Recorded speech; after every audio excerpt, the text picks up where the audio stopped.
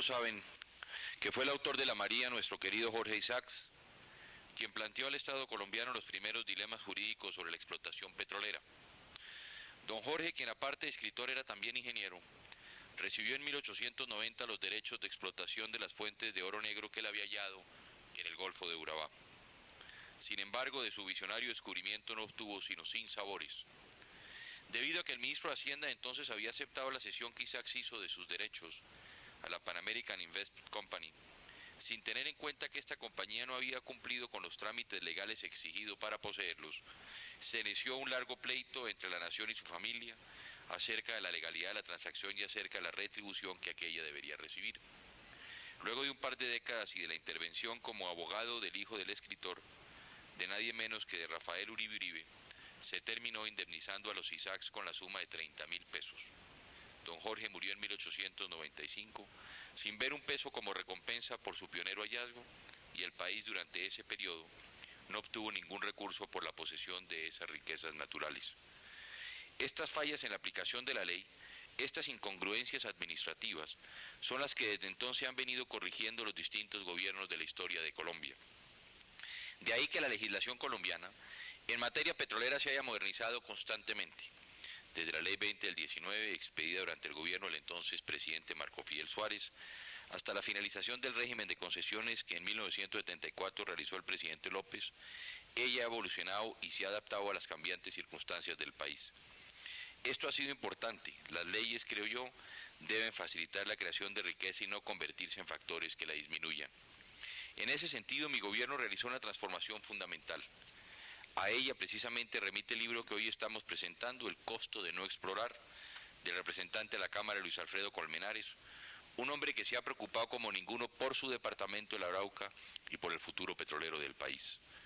Las medidas que se han adoptado giran básicamente en torno a una modificación de los contratos de asociación, a una transformación de las condiciones exigidas para la exploración y a una reducción de los riesgos jurídicos para las empresas extranjeras, con el fin último de mejorar la atractividad de nuestros recursos, de modo tal de que seamos más competitivos frente a las ofertas de otros países, a los grandes inversionistas. Se cambiaron sustancialmente las reglas del juego. La suma de estos cambios se señala en el costo de no explorar, han conducido a una mejora de nuestra posición en el índice relativo de rentabilidad petrolera. Para campos de hasta 75 millones de barriles, pasaríamos al tercer lugar solo siendo superados por la China y el Reino Unido.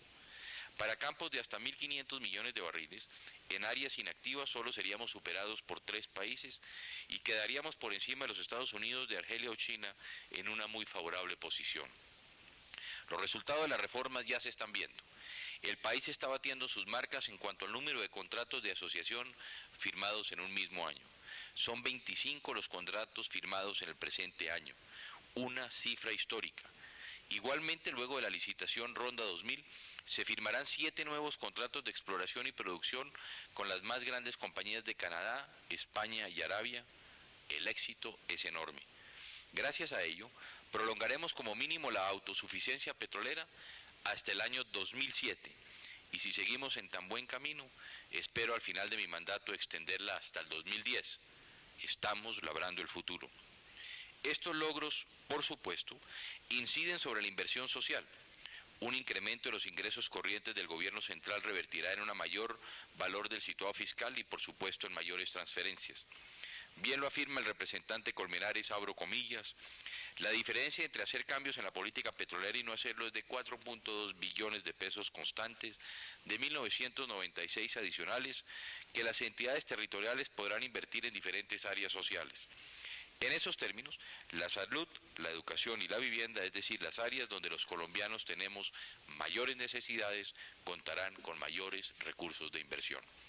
Lo que necesita el negocio petrolero colombiano es reflexión y no bombas. Su importancia para el país lo amerita. Solo basta recordar que el 35% de nuestras exportaciones del presente año, bastante por encima de sectores tan tradicionales como el cafetero, consistirán en hidrocarburos.